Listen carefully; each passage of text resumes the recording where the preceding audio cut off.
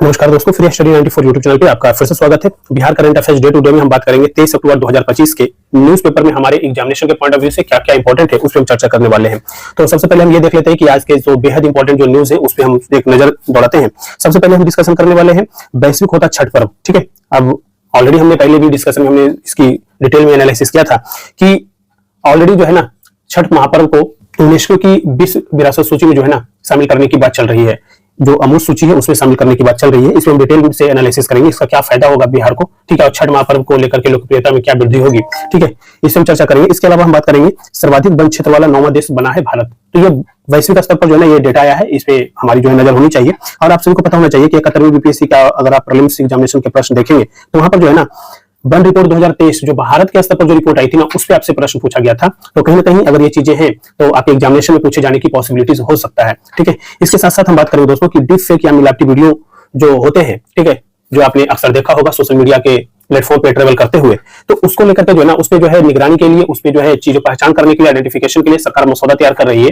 और इस तरीके से जो है आपको इस पे ध्यान रखना चाहिए क्योंकि जो है ना टेक्नोलॉजी का बहुत ही इंपॉर्टेंट ये पार्ट है हो चुका है डीप फेक। ठीक है, तो याद रखिएगा। इसके साथ साथ हम बात करेंगे ट्रंप के टैरिफ को लेकर के और इसके कुछ न्यूज आए हैं निकल करके, उसमें हम पूरा पर जो है बात करेंगे कि हमारी एग्जामिनेशन के पॉइंट ऑफ व्यू से क्या क्या इंपॉर्टेंट है उसमें, ठीक है, वो ध्यान रखना है आपको। इसके साथ साथ जो है भारत निर्वाचन आयोग इलेक्शन कमीशन ऑफ इंडिया जो है मतदाता सूची में जो है सुधार की बात कर रहा है और पूरे देश में जो है इसकी जो है सुधार की नीतियां लेकर के आया है। और फिलहाल जो है पहले चरण में जो है ना 5 राज्यों में ये सुधार की पॉसिबिलिटीज हैं। ठीक है, तो उस पर हम बात करेंगे क्योंकि ऑलरेडी आपने देखा होगा कि ये बिहार से शुरू हुआ, ठीक है, और पूरे भारत के स्तर पर ये चीजें लागू होने वाला है। तो हमारे एग्जामिनेशन के लिए बहुत ही इंपॉर्टेंट है। चाहे अगर हम बात करें बीपीएससी आगामी जो एग्जामिनेशन है एईडीओ की अगर आप तैयारी कर रहे हैं तो शायद जो है वहां पर भी ये प्रश्न पूछ सकता है, इसका फैक्चुअल इन्फॉर्मेशन पूछ सकते हैं। इसके साथ साथ अगर हम बात करें 71वीं बीपीएससी का मेंस एग्जामिनेशन में अगर आप जाते हैं, अगर आप सभी आप लोगों में से किन्हीं का अगर अच्छे मार्क्स आ रहे हो, ठीक है, तो आप ये मान के चलिए कि मेंस में आपसे प्रश्न पूछे जाने की पूरी पॉसिबिलिटीज है इससे। ठीक है, तो ये है कि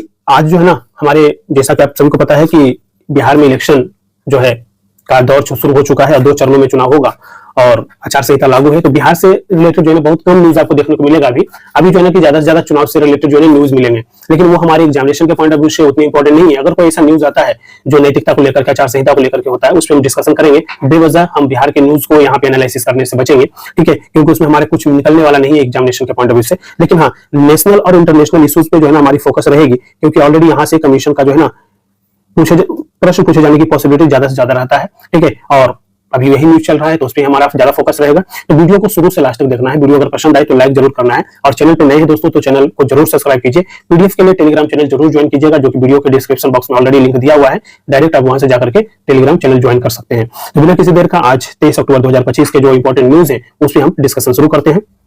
तो दोस्तों बिहार करंट अफेयर्स 23 अक्टूबर 2025 के अंतर्गत पहला जो न्यूज है ये बिहार को लेकर के है, बिहार करंट अफेयर्स को लेकर के। सबसे पहले कहा जा रहा है यहाँ पे कि स्कूलों में बच्चों की हाजिरी अब उनके चेहरों से बनेगी, यानी फेस आइडेंटिफिकेशन की तैयारी चल रही है और इसको लेकर के जो है व्यवस्था की जा रही है सरकार के द्वारा। ठीक है, तो राज्य भर के जो सरकारी स्कूल हैं, चाहे अब बात करें प्राथमिक हो, मध्य हो या माध्यमिक हो या उच्च माध्यमिक विद्यालयों में जो है ना अब जो अटेंडेंस हो रही है उसको लेकर के जो है ना सरकार जो है सख्ती या कमीशन जो है सख्ती बनाएगा और इसमें किसी तरह की जो है फर्जीवाड़ा नहीं किया जा सकेगा। ठीक है, अक्सर देखने को ये मिलता है कि बच्चे क्लास में क्या है एब्सेंट हैं, लेकिन कुछ वहां के जो ऐसी व्यवस्था रहती है जो कुछ पैसे लेकर के उनकी अटेंडेंस जो है 75% या 80% की अगर क्राइटेरिया है, ठीक है, तो उसको जो है फुलफिल करने के लिए कुछ बच्चों से डिमांड की जाती है।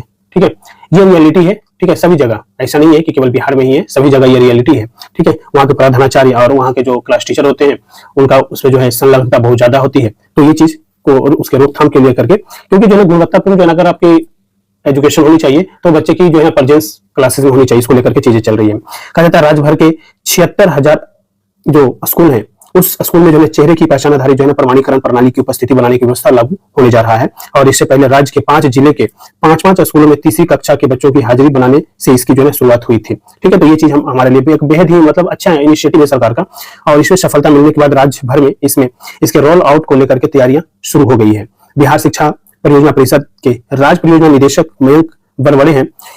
इस संबंध में जो सभी जिला शिक्षा पदाधिकारी जो डीईओ है, टीईओ, ठीक है, अभी जिसे आपने देखा होगा कि बिहार में एईडीओ है ना, इसी का जो है ना ये कहा जा रहा है कि जो डिस्ट्रिक्ट एजुकेशन जो ऑफिसर हैं और जिला कार्यक्रम पदाधिकारी जो हैं उनको इसके बारे में पत्र लिख करके जानकारी दिया गया है। तो ये काफी अच्छा इनिशिएटिव है। हाजिरी जो है कहा जा रहा है कि टैबलेट के माध्यम से बनाई जाएगी। हाजिरी टैबलेट के माध्यम से। इस कार्य के लिए जो है ना एजेंसी का चयन किया गया है और एजेंसी की ओर से इसको लेकर के जिला स्तर पर प्रशिक्षण दिया जाएगा। आपने देखा होगा कि आप जब यूपीएससी का भी एग्जाम देने जाते हैं, ठीक है, या फिर आप बीपीएससी का आप एग्जाम दिए होंगे, तो वहां पर जो है ना आपका फेस आइडेंटिफिकेशन लिया जाता है, ठीक है। आपका सबसे पहले आपका डिटेल पूछा जाता है, आधार कार्ड वगैरह देखा जाता है, फिर जो है ना आपको वहां पे जो उनके पास लिस्ट होता है उससे मैच करते हैं वो, ठीक है। तो कहने का मतलब ये है कि ये क्लियरिटी हो जाए कि बच्चा जो है ना वही है जो सच में जो है इस फॉर्म में जिसका नाम है। तो ये आइडेंटिफिकेशन बहुत जरूरी है, इसको लेकर के तैयारी चल रही है और टैबलेट में एप्लीकेशन डाउनलोड किया जाएगा और एसपीडी के में जो है जिला स्तर पर इससे संबंधित सभी तरह के कार्य के लिए डीपीओ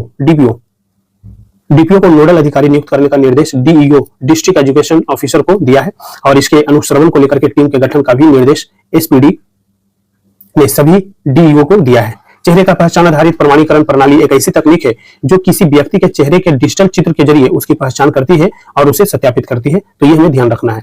कहा जाता है कि इससे फायदा क्या होगा, ये फायदा बहुत जरूरी है। कहा जाता है सरकारी जो प्राथमिक है, मध्य माध्यमिक है, उच्च शिक्षा माध्यमिक विद्यालयों में अब हाजिरी को लेकर के जो है किसी प्रकार का छेड़छाड़ नहीं हो सकेगा और समय की बचत होगी। स्वचालित होने से मैनुअल एंट्री की गलती का गुंजाइश नहीं रह जाएगा, ठीक है। इसके साथ साथ कहा जाता है कि पटना, नालंदा, वैशाली, जहानाबाद, सारण और भोजपुर के बाद अब राज्य भर में होगा लागू। यानी पहले जो है ना कि हमने बात किया था कि जो 5 जिले हैं ना, 5 जिले में इसको जो है ना शुरू किया गया था, ठीक है। जैसे यहाँ पे देखिए कि इससे पहले राज्य के 5 जिले के 5 स्कूलों में तीसरी कक्षा के बच्चों की हाजिरी बनाने की शुरुआत हुई थी। तो ये जो है ना आप ये देखिए कि ये जिले थे पटना, नालंदा, वैशाली, जहानाबाद, सारण, ठीक है। ये सारे राज्य जो है ना जिले थे वहां पे शुरू किया गया था। अब जो है ना राज्य भर में इसको जो है ना लागू किया जाएगा।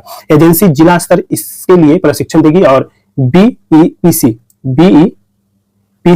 के एसपीडी ने डीओ को पत्र लिख करके इसकी जानकारी दे दिया है। तो हमारे एग्जामिनेशन के पॉइंट ऑफ व्यू से ये चीजें इंपॉर्टेंट है, ध्यान रखना है। हमेशा आपने देखा होगा कि शिक्षा को लेकर के और दूसरी चीज है ड्रॉप आउट को लेकर के ये चीजें दिक्कत आती हैं, तो उसको लेकर के उस पर नजर रखा जाएगा, ठीक है। नेक्स्ट न्यूज है दोस्तों, दिवाली के बाद जो है ना पूरा उत्तर भारत जहरीली हवा की चपेट में आ चुका है, ठीक है। और कहीं ना कहीं हमने देखा है कि सरकार लगातार इस पे काम कर भी रही है और ये भी देखने को मिला है कि जैसे दिल्ली जैसे महानगरों में सरकार हमेशा से कहती है कि ग्रीन पटाखा यूज करना, लेकिन ग्रीन पटाखा के बावजूद जो है ना बहुत सारे दिल्ली के ऐसे क्षेत्र, पूरे दिल्ली की ही बात किया जाए तो वहां पर जो है ना आईक्यू लेवल जो है, एयर क्वालिटी इंडेक्स जो है उसके मापन जो हुआ है उसमें बहुत बेहद ही खराब स्थिति देखने को मिला है, ठीक है। तो ये चीज हमारे एग्जामिनेशन के पॉइंट ऑफ व्यू से इन्वायरमेंट को लेकर के जो हमारा एक टॉपिक सब्जेक्ट है इन्वायरमेंट एंड इकोलॉजी, तो इन्वायरमेंट को लेकर के बेहद ही इंपॉर्टेंट है और कहीं ना कहीं जो है ना ये कहीं ना कहीं जुड़ जाता है हमारे हेल्थ को लेकर के, ठीक है। तो स्वास्थ्य भी हमारे सिलेबस का एक पार्ट है, तो ध्यान रखना है।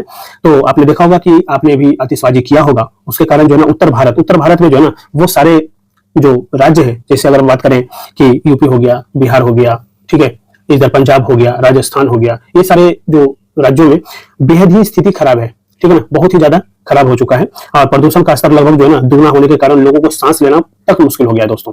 राजधानी में यानी आपको हमने बताया कि दिल्ली जैसे महानगरों में जो है हरित पटाखा जलाने के लिए मिली छूट भारी पड़ी है, ठीक है, यानी ग्रीन पटाखा चलाने की बात किया गया था, उसको लेकर के भी जो है दिल्ली में काफी ज्यादा नुकसान हुआ है। आतिशबाजी के बाद जिस तरह प्रदूषण बढ़ा है उससे आशंका जताई जा रही है कि सुप्रीम कोर्ट के निर्देश को लागू करने में लापरवाही हुई है। लोगों ने हरित पटाखों की आड़ में समान पटाखे छोड़े हैं। हवा के प्रदूषित होने के कारण हृदय और सांस रोगियों को परेशानी बढ़ गई है और बच्चे और बुजुर्ग के स्वास्थ्य संबंधी दिक्कतें आ रही हैं और बड़ी संख्या में लोग अस्पताल पहुंच रहे हैं। ऑलरेडी कहीं ना कहीं जो है ना प्रदूषण जैसे ही बढ़ेगा तो ये जो है ना हमारे स्वास्थ्य को लेकर के जो है ना ये चिंता का कारण बनता है और कहीं ना कहीं जो है ना अगर ऐसी स्थिति बनी रही तो अगर बहुत हाई लेवल पे चला जाता है दिल्ली का प्रदूषण तो जो है हेल्थ इमरजेंसी की बात की जाती है, ठीक है, हेल्थ इमरजेंसी की। तो इसको लेकर के जो है अगर ऐसा ना हो, हेल्थ इमरजेंसी ना लगे, क्योंकि अगर जब इन्वायरमेंट बहुत ज्यादा खराब हो जाएगा, हमारा प्रदूषण का लेवल बड़ा हो जाएगा, तो सरकार, आपने देखा होगा कि सरकार कर रही है, दिल्ली सरकार कर रही है कि हम कृत्रिम बारिश करवाएंगे। अब कॉन्सेप्ट क्या होता है, कृत्रिम बारिश का कॉन्सेप्ट आपको पता होना चाहिए, ठीक है। तो लगातार जो है इस पे बहुत सारे डेट आए, पिछले सितंबर से ही चल रहा है कि हम कृत्रिम बारिश करेंगे, लेकिन दोनों बीच में बारिश होती रही तो कृत्रिम बारिश नहीं करवा पाए अभी तक, ठीक है। लेकिन यह प्रदूषण का लेवल इतना बढ़ रहा है तो शायद जो आने वाले समय में दिल्ली में कृत्रिम बारिश देखने को मिलेगा, ठीक है। जब होगा तो उसमें हम कॉन्सेप्ट की बात करेंगे कि कृत्रिम बारिश का कॉन्सेप्ट क्या है, ठीक है। कहा जाता है कि अब यही वाली बात है कि जो दिवाली हुआ, दिवाली के दिन जो पटाखे जलने से पहले शाम 4 बजे तक जो दिल्ली का प्रदूषण अपेक्षाकृत कम था और उसके बाद जो है ना आईक्यू लेवल जो था, एयर क्वालिटी इंडेक्स जो था 345 था, लेकिन रात 12 बजे जो है ना 349 दर्ज किया गया। दिल्ली प्रदूषण नियंत्रण समिति के मुताबिक सोमवार रात जो PM10 का स्तर सुरक्षित सीमा 100 माइक्रोग्राम प्रति घन मीटर के करीब 18 गुना है और PM2.5 का स्तर जो है सुरक्षित सीमा जो था ये आपका 60 माइक्रोग्राम प्रति घन मीटर से करीब 30 गुना दर्ज किया गया है, ठीक है। आनंद विहार जो दिल्ली का एक प्रमुख शहर है, जहां से आपको पता होगा कि आनंद विहार से लेकर के पटना का रेलवे भी सुविधा भी मिलता है आपको। तो वहां का अगर देखा जाए तो वहां पर कहा जाता है कि PM10 का स्तर जो है ना 1824 माइक्रोग्राम प्रति घन मीटर पहुंचा। और हालात यही रही तो सोमवार रात तक 11 बजे तक से लेकर के सुबह 5 बजे तक जो है कई स्टेशनों का डेटा गायब भी रहा है।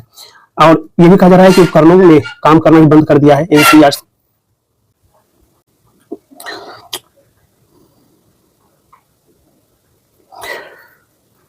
इसके साथ साथ कहा जाता है दोस्तों कि अलग अलग राज्यों की भी स्थिति बहुत खराब रही है। ठीक है, अगर आप देखें यहाँ पे तो कहा जाता है अमृतसर वगैरह का डेटा दिखाया गया कि दिवाली से एक दिन पहले की स्थिति क्या है, दिवाली के एक दिन बाद की स्थिति क्या है। जालंधर की बात करें तो एक दिन पहले बाद की, देखिए आप जो है कंपेयर करके देख सकते हैं कि पहले और बाद की स्थिति क्या रही है। ठीक है, अब कहा जाता है कि 30% तक बढ़े हैं सांस के मरीज। ठीक है, अब ये जो है ना मतलब ये प्रदूषण बढ़ेगा तो ऑलरेडी जो है ना इसका तो कहीं ना कहीं हेल्थ पर ही इम्पैक्ट पड़ने वाला है। और लोगों में जो है खांसी, गले में खराश, चेस्ट में आपका जो है जकड़न जैसी स्थिति हो जाती है, नाक से पानी बहना, ये सारी चीजें जो है कहीं ना कहीं ये पॉल्यूशन का है। ठीक है ना, पॉल्यूशन का ही जो है आपके बॉडी पर इम्पैक्ट पड़ता है। ठीक है, इसके साथ साथ कहा जाता है कि पंजाब में 500 के पार पहुंचा एक ही बार। ठीक है ना, एयर क्वालिटी इंडेक्स। इसके साथ साथ मध्य प्रदेश में ग्वालियर या फिर जबलपुर सबसे प्रदूषित शहर रहे हैं। तो ये सारी चीजें जो है ना कहीं ध्यान रखना है। इसके साथ साथ बिहार में अगर हम बात करें तो बिहार में दीपावली के एक दिन बाद जो है पटना, गया जी, दरभंगा, भागलपुर, हाजीपुर, मुजफ्फरपुर में एक AQI जो है ना एयर क्वालिटी इंडेक्स जो है 150 से लेकर के जो है ना 300 के बीच में रहा है। ठीक है, तो ये चीज ध्यान रखना है। और ऑलरेडी जो है कहीं ना कहीं हमारे एग्जामिनेशन के पॉइंट ऑफ व्यू से इन्वायरमेंटल और पोल्यूशन जो है ना बहुत इंपॉर्टेंट टॉपिक है, उसमें से जो है ना ये चीजें बहुत जरूरी है। ठीक है, तो इसको ये इंपॉर्टेंट आर्टिकल था, ये ध्यान रखना है। नेक्स्ट न्यूज है दोस्तों, सर्वाधिक वन क्षेत्र वाला 9वां देश बना है भारत, सर्वाधिक वन क्षेत्र वाला। ठीक है, तो ये इसलिए इंपॉर्टेंट है क्योंकि हमने ऑलरेडी आपको शुरुआत में ही बताया था कि 71st BPSC अगर आप उसके BPSC का अगर आप प्रश्न देखेंगे तो वहां पर जो है ना प्रश्न पूछा था कि भारत वन रिपोर्ट 2023 के बारे में एक डेटा पूछा था आपसे। ठीक है, तो जब वो डेटा पूछ सकता है तो ये डेटा भी पूछ सकता है आपसे। ठीक है ना, ये भी डेटा पूछ सकता है। तो ये जो है संयुक्त राष्ट्र खाद्य एवं कृषि संगठन FAO के द्वारा जो है ना ये जारी किया गया रिपोर्ट है। इस रिपोर्ट में जो है ना ऐसी बातें कही गई है कि भारत जो है 9वां देश बन गया है जहां पे सर्वाधिक वन क्षेत्र है। ठीक है, इससे पहले भी जो है भारत 10वें स्थान पर रहा था इस रिपोर्ट में। और वार्षिक वन क्षेत्र वृद्धि में भारत 3रे स्थान पर बरकरार है। एक पेड़ मां के नाम से पौधारोपण की जो है ना प्रेरणा मिली है, उसके माध्यम से ये चीजें देखने को मिला है। ठीक है, तो ये हमेशा ये ध्यान रखिएगा, एक पेड़ मां के नाम इनिशिएटिव के बारे में ध्यान रखना है आपको। ठीक है, अब कहा जाता है कि दिवाली के बाद उत्तर भारत में भारी वायु प्रदूषण के बीच एक अच्छी खबर यह आई है कि वन क्षेत्र वृद्धि में भारत 9वें स्थान पर आ गया है। अब पिछले वर्ष देश 10वें पायदान पर था। प्रधानमंत्री नरेंद्र मोदी जी के द्वारा शुरू किया गया एक अभियान एक पेड़ मां के नाम के कारण जो है ना भारत ने एक साल में ही एक पायदान की बढ़त हासिल कर लिया है। तो ये बहुत ही इसका जो है ना आप इम्पैक्ट देखेंगे। ठीक है, अगर आप मतलब आप एग्जाम्पल के तौर पर जो है ना कहीं ना कहीं कंक्लूजन अगर आप लिख रहे हैं, मेंस की आंसर राइटिंग कर रहे हैं, तो आप इसका जो है ना डायरेक्ट आप उसको कोट करके लिख सकते हैं। ठीक है, कहा जाता है कि इंडोनेशिया के बाली में संयुक्त राष्ट्र खाद्य एवं कृषि संगठन FAO द्वारा जारी वैश्विक वन संसाधन मूल्यांकन 2025 रिपोर्ट के अनुसार भारत ने विश्व के कुल वन क्षेत्र में 9वें स्थान पर आकर के वैश्विक पर्यावरण संरक्षण के महत्वपूर्ण उपलब्धि हासिल किया है। और पर्यावरण मंत्री भूपेंद्र यादव ने कहा कि 10वें स्थान से 9वें स्थान पर आना सतत वन प्रबंधन और पारिस्थितिक संरक्षण में एक बड़ी उपलब्धि है। यह प्रगति वन संरक्षण, वनीकरण और सामुदायिक प्रयास से पर्यावरण संरक्षण की दिशा में सरकार की नीतियों और कार्यक्रमों की सफलता रेखांकित करती है। इसके साथ साथ इनका कहना है, मंत्री जी का कहना है कि वार्षिक वन क्षेत्र वृद्धि में विश्व में भारत का 3रा स्थान बना हुआ है। कहा जाता है कि प्रधानमंत्री नरेंद्र मोदी की पहल है एक पेड़ मां के नाम से पूरे देश में को जो है ना पौधारोपण की जो है ना प्रेरणा मिली है। और आपने अक्सर देखा होगा कि प्रधानमंत्री मोदी जी अपने मन की बात में इस चीज को लेकर के काफी ज्यादा जो है ना इसके बारे में बताया भी है। ठीक है, तो कहीं ना कहीं जो है ना एक इनिशिएटिव ये ध्यान रखना है आपको, एक पेड़ मां के नाम आपके एग्जामिनेशन के पॉइंट ऑफ व्यू से बहुत ही इंपॉर्टेंट है। कहा जाता है कि भूपेंद्र यादव ने यह भी कहा कि पौधारोपण अभियानों में बढ़ती जन भागीदारी, विशेष रूप से एक पेड़ मां के नाम पहल के तहत और राज्य सरकारों के द्वारा बड़े पैमाने पर चलाए गए अभियानों ने इस प्रगति में योगदान दिया है। उन्होंने एक पोस्ट भी कहा कि यह सभी भारतीयों के लिए खुशी का कारण है और हमने पिछले मूल्यांकन में 10वें स्थान की तुलना में वैश्विक स्तर पर जो है ना वन क्षेत्र के मामले में 9वां स्थान हासिल किया है। हमने वार्षिक लाभ के मामले में वैश्विक स्तर पर अपना 3रा स्थान बनाए रखा है और वैश्विक वन संपदा मूल्यांकन 2025 को FAO द्वारा बाली में जारी किया गया है। ठीक है ना, ये जो रिपोर्ट है, ये रिपोर्ट आपको पता होना चाहिए कि किस रिपोर्ट में ऐसी बातें कही गई है, वो ध्यान रखना है। अब देखिए सबसे ज्यादा जो है ना वन क्षेत्र जो है वो रूस में है, याद रखना है दुनिया में। दूसरे नंबर पे ब्राजील में है, तीसरे नंबर पे कनाडा में है, चौथे नंबर पे जो है ना अमेरिका है, 5वें नंबर पे चाइना है, छठे नंबर पे अगर हम बात करें तो कांगो लोकतांत्रिक गणराज्य है। ऑस्ट्रेलिया में अगर हम बात करें तो ये भी जो है आपका 7वें नंबर पे है, 8वें नंबर पे इंडोनेशिया, 9वें नंबर पर जो है आपका भारत है। ठीक है, तो ये चीजें ध्यान रखना। और ये जो आंकड़े दिए गए ना ये मिलियन हेक्टेयर में है, कहीं ना कहीं जो है ना आपको ध्यान रखना है 832.6 मिलियन हेक्टेयर है। ठीक है, और भारत में जो है 72.7 मिलियन हेक्टेयर है। तो ये डेटा बहुत इंपॉर्टेंट है आपके एग्जामिनेशन के पॉइंट ऑफ व्यू से, केवल ये क्रम से जाने के लिए। ठीक है, कई बार जो है ना आपसे पूछ सकता है। ठीक है, तो ये चीज हमारे लिए एग्जामिनेशन के लिए काफी इंपॉर्टेंट है। इसके साथ साथ जो है ना दोस्तों, कुछ रिपोर्ट के बारे में अगर हम बात करें तो इसके बारे में हमने ऑलरेडी तो डिस्कशन कर ही लिया है। ठीक है, अब देखिए कुछ चीजें यहाँ पर मेंशन किया हुआ है कि एफएक्यू रिपोर्ट में ये कहा गया है कि दुनिया का कुल वन क्षेत्र जो है कितना है, तो 4.14 बिलियन हेक्टेयर है, जो पृथ्वी की 32% भूमि को कवर करता है। इसका आधे से ज्यादा यानी 54% जो हिस्सा है जो है ना वो सिर्फ 5 देशों में है। कहाँ पे, तो रूस हो गया, ब्राजील हो गया, कनाडा हो गया, अमेरिका हो गया और चीन में है, यहाँ पर है। ठीक है, ऑस्ट्रेलिया, कांगो लोकतांत्रिक गणराज्य और इंडोनेशिया के बाद भारत दुनिया के शीर्ष 10 वन समृद्ध देशों में शामिल है। चीन में 2015 और 2025 के बीच वन क्षेत्र में सबसे ज्यादा शुद्ध वार्षिक वृद्धि दर्ज किया गया। तो ये प्रश्न यहां से बनता है आपका कि विगत लास्ट 10 वर्षों में सबसे ज्यादा शुद्ध वार्षिक वृद्धि वन वृद्धि जो है ना किस देश में देखने को मिला है, तो चाइना हो जाएगा। ठीक है, चीन में देखने को मिला है, जो 1.69 मिलियन जो है ना 1.69 मिलियन हेक्टेयर प्रति वर्ष जो ये रही है। और उसके बाद जो है रूस आता है, फिर भारत आता है। तो भारत जो है ना वृद्धि में जो है ना तीसरे नंबर पर है, ये चीज ध्यान रखना है। कहा जाता है कि महत्वपूर्ण वन विस्तार वाले जो अन्य देशों में तुर्की है, ऑस्ट्रेलिया है, फ्रांस है। ठीक है, इसके साथ साथ इंडोनेशिया है, दक्षिण अफ्रीका है, कनाडा है और वियतनाम है। ठीक है, वन क्षेत्र में वृद्धि दर्ज करने वाला एकमात्र देश क्षेत्र है एशिया। वन क्षेत्र में वृद्धि दर्ज करने वाला एकमात्र देश क्षेत्र है एशिया। यानी कहा जाता है ना कि प्रॉपर जो मूल्यांकन अगर आप करते हैं तो 1990 और 2025 के बीच में वन क्षेत्र में वृद्धि दर्ज करने वाला एशिया एकमात्र क्षेत्र है जिसमें चीन और भारत में वृद्धि सबसे ज्यादा देखने को मिला है। ठीक है, सबसे ज्यादा। तो ये हमारे एग्जामिनेशन के पॉइंट ऑफ व्यू से बहुत ही इंपॉर्टेंट है। आप ये फैक्ट डायरेक्ट आप यूज कर सकते हो एग्जामिनेशन में। लेकिन न्यूज़पेपर पढ़ने का आपका फायदा सबसे ज्यादा क्या होगा कि आप जब मेंस आंसर राइटिंग करते हो ना तो आपको लेटेस्ट डेटा मिलता है। लेटेस्ट डेटा मिलने के साथ साथ जो है ना आपके जो है आंसर जो है ना ज्यादा ऑथेंटिक होते हैं। तो यहाँ से प्रीलिम्स के प्रश्न तो बन सकते हैं, लेकिन आपका इसका इस्तेमाल जो है ना कहीं आप इंटरव्यू में कर सकते हो, आप निबंध लिखने में कर सकते हो, आप मेंस आंसर राइटिंग में कर सकते हो। तो वो डेटा न्यूज़पेपर अगर हम बात करें ना, जिसका क्रक्स हम आपको 2 लाइन में बता दे, 4 लाइन में बता दे, तो उसका कोई फायदा नहीं होने वाला है। एक एक लाइन को समझना, एक एक लाइन को पढ़ना है। ठीक है, अर्थात वैश्विक स्तर पर शुद्ध वन हानि की जो वार्षिक दर में आधे से भी ज्यादा की कमी आई है, जो 1990 के दशक के 10.7 मिलियन हेक्टेयर से घट करके 2015 से 25 के दौरान जो है ना 4.12 मिलियन हेक्टेयर हो गया है। और एफएओ ने कहा है कि एशिया के वन विस्तार ने वैश्विक वनों की कटाई को धीमा करने में महत्वपूर्ण भूमिका निभाई है, जो दक्षिण अमेरिका और अफ्रीका में सबसे ज्यादा है। ठीक है, तो ये चीज ध्यान रखना है। नेक्स्ट न्यूज है दोस्तों, ट्रंप का बदला सुर, अब कहा रूस से ज्यादा तेल नहीं लेगा भारत। ऐसा इनका कहना है, पहले से भी ये बातें ऐसी चलती आ रही है, सोशल मीडिया पे ये चीजें ट्रेवल करते रहता है हमेशा से। ठीक है, लेकिन जो है ना कि जो अमेरिकी राष्ट्रपति हैं, इनका हाल ही में अभी दीपावली हुआ था, दीपावली के दिन जो है मोदी जी को बधाई भी दी है इन्होंने फोन करके। ठीक है, और इनका कहना है, ट्रंप का कहना है कि मोदी ने रूस से तेल बंद करने का, तेल जो खरीद रहे हैं उसको बंद करने का वादा किया है। पता नहीं कितना सत्य है, हम इसका सत्यापन अपने चैनल पे नहीं कर रहे हैं। ठीक है, कहीं ना कहीं आप ये चीज नहीं सोचना है कि आपने ये बहुत बात बोली है तो अपने चैनल पे हम ऐसी चीजें नहीं मान रहे हैं। मोदी से पाक से युद्ध नहीं करने पर बात की और भारत ने दावे को किया खारिज। देखिए, देख रहे हैं ना, तो मोदी के से पाक युद्ध नहीं करने की बात की और भारत ने दावे को किया खारिज। ये सारी चीजें ध्यान रखना है। भारत के रूस से तेल खरीद को लेकर के अमेरिकी राष्ट्रपति ट्रंप का सुर बदला है। अब उन्होंने कहा है कि भारत रूस से तेल की खरीद कम करने जा रहा है। सप्ताह भर पहले ट्रंप ने कहा था कि मोदी ने उनसे वादा किया है कि भारत रूस से तेल की खरीद बंद करने जा रहा है। हालांकि तब भारत ने उनके दावे को पूरी तरह से नकार दिया था। असल में दीपावली के मौके पर ट्रंप ने प्रधानमंत्री मोदी जी को फोन कर शुभकामनाएं दी थी। इस दौरान कुछ मसलों पर बातचीत हुई। ट्रंप ने उम्मीद जताई है कि भारत अमेरिका मिलकर के दुनिया को आशा की किरण दिखाते रहेंगे और आतंकवाद के खिलाफ एकजुट रहेंगे। ठीक है, अब ये देखिए एकजुट रहने की बात किया जा रहा है आतंकवाद को लेकर के। और आपको पता ही होगा कि ऑपरेशन सिंदूर के बाद जिस तरीके से इनका जो रुख बदला है, अमेरिका का रुख बदला है भारत के अगेंस्ट। ठीक है, तो कहीं ना कहीं किसी से छिपा हुआ नहीं है। ठीक है, कहा जाता है ट्रंप ने साथ ही दावा ये भी किया है कि मोदी से पाकिस्तान से युद्ध नहीं करने पर भी चर्चा हुई है। हालांकि भारतीय विदेश मंत्रालय के अधिकारियों ने इस बार भी ट्रंप के दावे को पूरी तरह से खारिज कर दिया है। ठीक है, तो ये चीज हमेशा से ध्यान रखिएगा, इनकी बातों पर जो है ना कि ज्यादा भरोसा नहीं करना है। वैसे भारत और अमेरिका के द्विपक्षीय संबंधों में यह एक सामान्य बात हो गई है कि पहले ट्रंप और मोदी के बीच टेलीफोन पर बात होती है, इसके बाद ट्रंप की तरफ से प्रेस कॉन्फ्रेंस में इस बातचीत को लेकर के अपने दावे किए जाते हैं और फिर भारत इन दावों को खारिज कर देता है। और ऐसा पिछले हफ्ते 16 अक्टूबर को भी हुआ, जब ट्रंप ने कहा कि मोदी ने उनसे वादा किया कि भारत रूस से तेल नहीं खरीदेगा। भारत ने इसे खारिज कर दिया और ट्रंप प्रशासन के कार्यकाल में रूस से तेल खरीद और टैरिफ की वजह से दोनों देशों के रिश्ते में काफी तनाव बढ़ा हुआ है, जिसको लेकर के भी आपको ध्यान रखना है।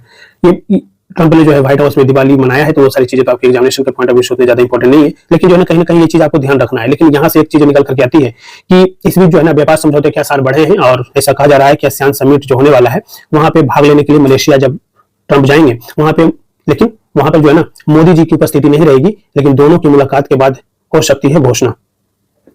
ठीक है, तो ये चीज आपको ध्यान रखना है।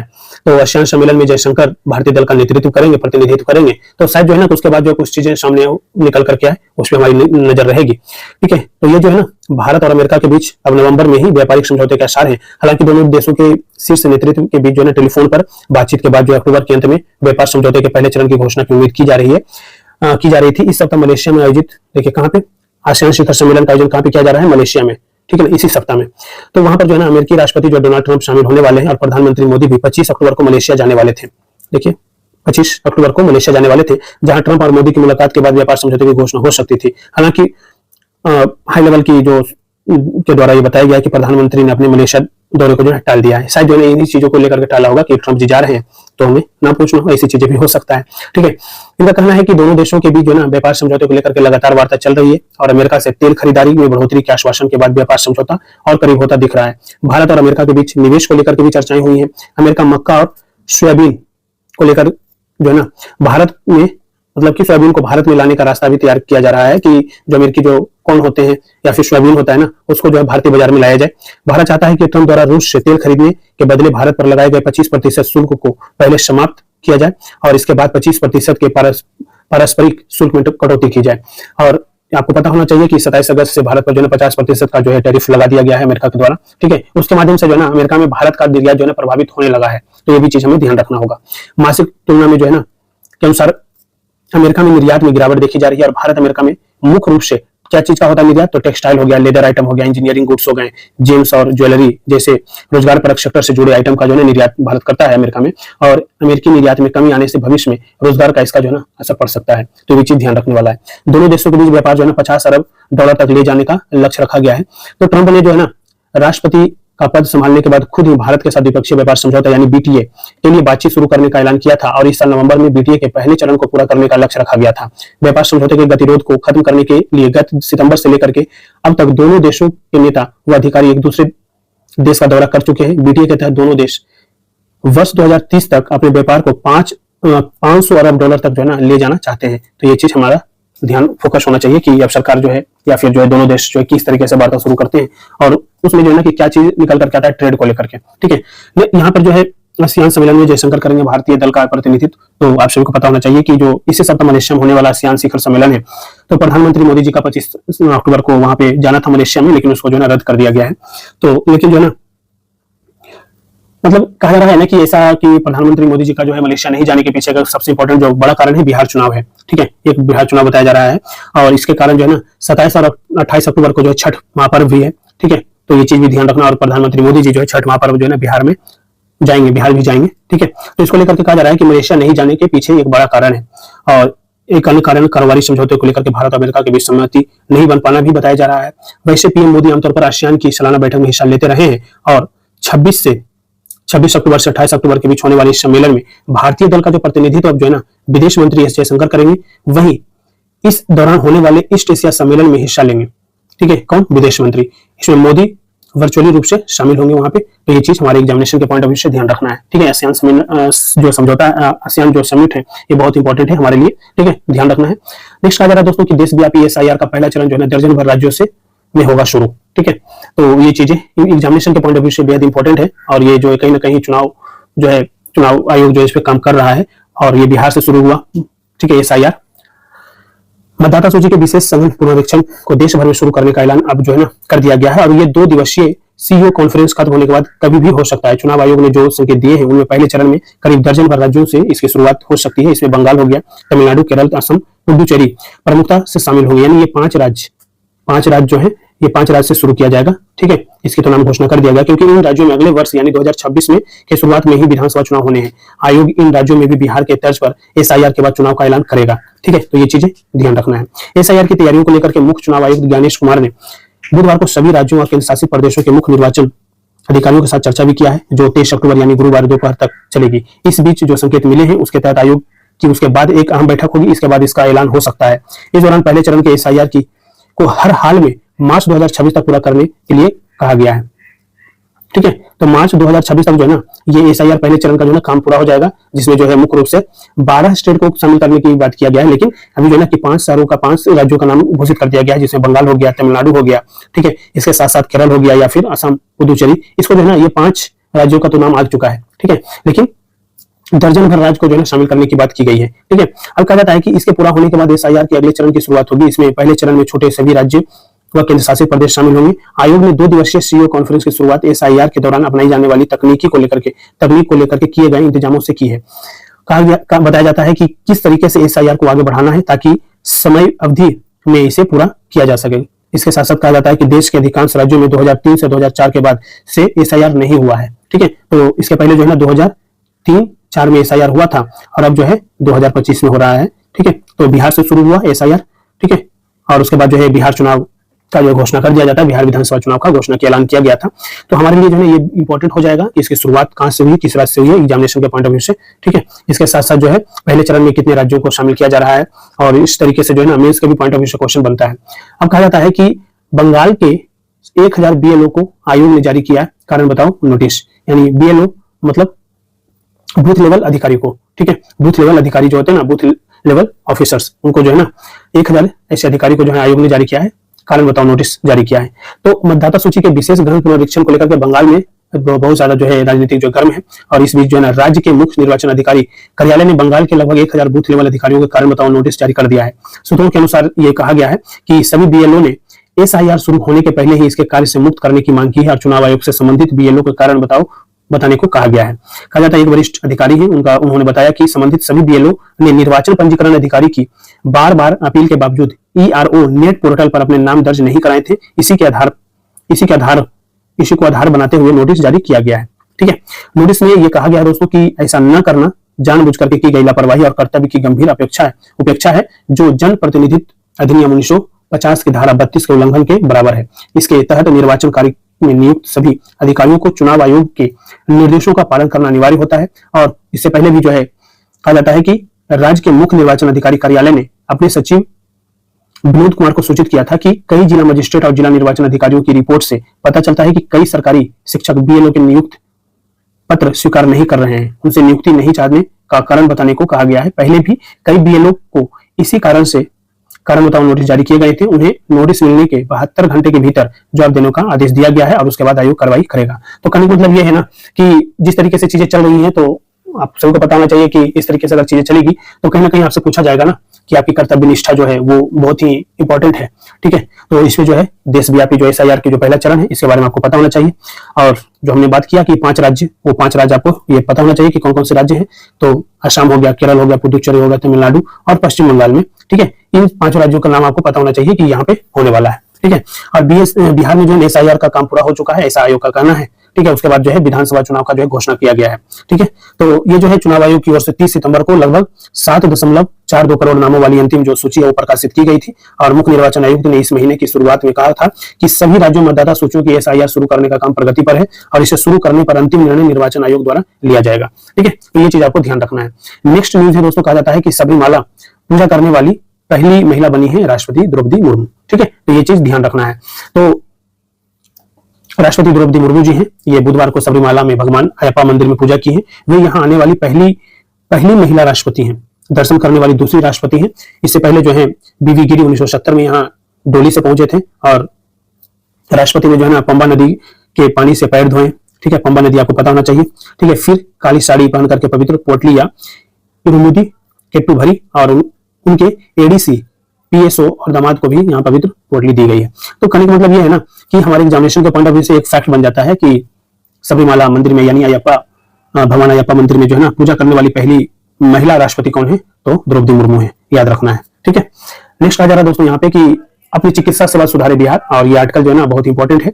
तो कहने का मतलब ये है कि देखिए ओवरऑल अगर हम बात करें ना तो इलेक्शन का तो समय है ही, तो लोगों के द्वारा जो है बहुत सारी पार्टियां ये कह रही है कि हम जो है महिलाओं को लेकर के माँ बेटी योजना लेकर के आएंगे, हम जो है हर घर में एक सरकारी नौकरी देंगे। कोई कह रहा है कि हम जो है ना पलायन को रोकेंगे। देखिए वो सारी चीजें ठीक है, स्वतंत्रता है भ्रमण करने का, आर्टिकल 19 आप सभी को मिला हुआ है, ठीक है। कहीं भी आप जाइए, कहीं भी घूमिए, कहीं भी आप जाकर के रोजगार कीजिए। इसको लेकर के जो है ना कोई जो है इस तरीके से चीजें नहीं होनी चाहिए, जो है ना एक रेवड़ी वाली बात है कि हाँ हम ये चीजें कर देंगे, वो चीजें ठीक है, लेकिन जो है ना हमारा कंसर्न जो है ना वो कंसर्न पे बात होनी चाहिए। चाहे हम बात करें शिक्षा को लेकर के, हम चाहे बात करें स्वास्थ्य को लेकर के, ठीक है, चाहे हम बात करें रोजगार को लेकर के, ठीक है ना, ये कर्म होना चाहिए, ठीक है। हम बात करते हैं संरचना को लेकर के, तो कहने का मतलब ये है कि जो चीज बेहद ही जरूरी है, मान के चलिए कि आपको सरकारी नौकरी दे दिया गया, लेकिन वहां पे स्वास्थ्य सुविधा नहीं अच्छी है, क्या कर लीजिएगा, ठीक है। आपकी शिक्षा की गुणवत्ता नहीं है, किस आधार पर आप कर देंगे हर घर में एक नौकरी, मतलब कि ये चीजें जो है ना कहीं सोचने वाली बात है। भाई 2 लाख की जनसंख्या नहीं है बिहार की, लगभग जो है 14 से 15 करोड़ की जनसंख्या है, ठीक है, और युवाओं की संख्या बहुत ज्यादा है। तो वो चीजें जो है ना ये रेवड़ी वाली बातें नहीं करनी है। तो इसलिए जो है ना कि जो राइटर हैं और ये प्रोफेसर भी हैं और वरिष्ठ चिकित्सक हैं, ठीक है, के श्रीनाथ रेड्डी हैं, इनके द्वारा एक आर्टिकल आया है कि चिकित्सा सेवा को जो है ना को लेकर के कंसर्न इन्होंने जाहिर किया है, और कहा जाता है इनके द्वारा कहा गया है कि बिहार में प्रति व्यक्ति स्वास्थ्य व्यय केरल के मुकाबले लगभग 1/3 है, और इस जरूरतमंद राज्य में स्वास्थ्य सेवा में राजकीय निवेश बढ़ाने की आवश्यकता है, ठीक है ना। तो ये चीज बहुत इंपॉर्टेंट है, हमारे एग्जामिनेशन के लिए पॉइंट ऑफ व्यू से नहीं है, भविष्य के लिए भी इंपॉर्टेंट है, ठीक है। कहा जाता है कि भारत की स्वतंत्रता के बाद कई दशकों तक बिहार पिछड़ेपन और खराब स्वास्थ्य सूचकों का पर्याय बना रहा, लेकिन हाल के वर्षों में बिहार के विकास में हुए सकारात्मक बदलाव की ओर वैश्विक स्तर पर लोगों का ध्यान गया है। पिछले कुछ वर्षों में राज्य के लोगों की स्वास्थ्य स्थिति में प्रभावशाली सुधार हुआ है। इस निबंध में हम पिछले 1 दशक में बिहार के प्रमुख स्वास्थ्य सूचकों में आए बदलावों पर नजर डालेंगे। मतलब ऐसा कहना है किनका, तो राइटर का कहना है, श्रीनाथ रेड्डी जी का कहना है कि इसमें जो हम बात कर रहे हैं ना वो हम किस चीज पे बात कर रहे हैं, ठीक है। तो ये प्रॉपर एक डेटा एनालिसिस है कि किस तरीके से स्वतंत्रता के बाद जो है ना भारत की स्थिति में सुधार आया, बिहार के स्वास्थ्य जो है ना इंफ्रास्ट्रक्चर के में सुधार आया है, ठीक है। तो वो चीज बहुत इंपॉर्टेंट है। कहा जाता है कि जिनके तुलनात्मक आंकड़े हमें मुहैया है, और इससे हम यह देखेंगे कि स्वास्थ्य प्रणाली और जनसंख्या के स्वास्थ्य के दूसरे मानकों में आए बदलावों ने स्वास्थ्य के क्षेत्र में किस तरीके के तरह से बदलावों को अंजाम दिया है, ठीक है। तो देखिए सबसे पहले कहा जा रहा है दोस्तों की मुख्य स्वास्थ्य मानकों में बदलाव, ठीक है। तो सबसे पहले कहा जाता है कि शिशु मृत्यु दर, यानी जन्म के पहले वर्ष में होने वाली शिशु मृत्यु जनसंख्या के स्वास्थ्य मानक का एक कारगर और बड़ा सूचक है। भारत के सैंपल रजिस्ट्रेशन सिस्टम के आंकड़ों के मुताबिक बिहार में शिशु मृत्यु दर में थोड़ा परिवर्तन आया है, और सन 2001 में प्रति 1000 में 62 शिशु मौत घट करके 2006 में कितना हो गया है, 2006 में 6 हो गया है, ठीक है। लेकिन उसके बाद 5 वर्षों में इसमें तेजी से कमी आई है, और 2011 में यह घट करके जो है ना कितना 27% जो है ना कम होकर के 44 हो गया है, ठीक है ना। यानी 60 से घट करके कितना हो गया, 44 हो गया है। राज्य में मानव संसाधन की गुणवत्ता सुधारने के लिए भी 2009 से काफी कोशिश की जा रही है, और वर्तमान में कार्यरत स्वास्थ्य कर्मचारियों को प्रशिक्षण दिया जा रहा है। साथ ही उनकी क्षमता बढ़ाने पर काम हो रहा है। टीके लगाने, नवजात शिशु और बचपन की बीमारियों में चिकित्सीय मदद देने, आपात प्रसूति देखभाल, जीवनदायिनी, एथनेशिया, कुशल प्रसूति सहायक, और महिलाओं की नसबंदी में पेट की सूक्ष्म सर्जरी के लिए 12 प्रशिक्षण कार्यक्रमों को चलाया जा रहा है। बिहार में नर्स, सहायक नर्स, दाइयों को सशक्त बनाने के लिए भी कदम उठाए जा रहे हैं। इसके लिए नर्सिंग का एक निदेशालय बनाया गया है, और विकास सहायकों की मदद से शुरू किए गए 22 ऑक्सिलरी नर्स मिडवाइफ स्कूल अब पूरी तरह चालू है। इन स्कूलों को संयुक्त राष्ट्र जनसंख्या गतिविधि निधि से सहायता मिली है, और यूनिसेफ सभी को आर्थिक और तकनीकी सहायता दे रहा है। पिछले कुछ वर्षों में बिहार के सार्वजनिक क्षेत्र में कई नई पहल शुरू हुई हैं, जिन्होंने प्रत्यक्ष रूप से राज्य की जनसंख्या के स्वास्थ्य सुधार में योगदान दिया है। आगे की जो योजना है इसके बारे में बात करते हैं। राइटर कहते हैं कि पिछले दशक के मध्य में से बिहार के स्वास्थ्य क्षेत्र में बड़े पैमाने पर लागू किए गए सुधार के परिणाम अब दिखने लगा है। फिर भी बहुत सी ऐसी स्वास्थ्य प्रणालियां हैं जिन पर ध्यान दिया जाना चाहिए, ताकि बिहार की जनता के स्वास्थ्य में और सुधार हो सके। बिहार में स्वास्थ्य और उसको बेहतर बनाने वाले सहायक अवयव जैसे जल आपूर्ति, स्वच्छता, पोषण, शिक्षा और गरीबी में कमी के लिए बड़े पैमाने पर निवेश की जरूरत है, ताकि विकास की गति बढ़ती रहे और राज्य केरल के बराबर पहुंच सके, ठीक है। ये चीजें ध्यान रखना है।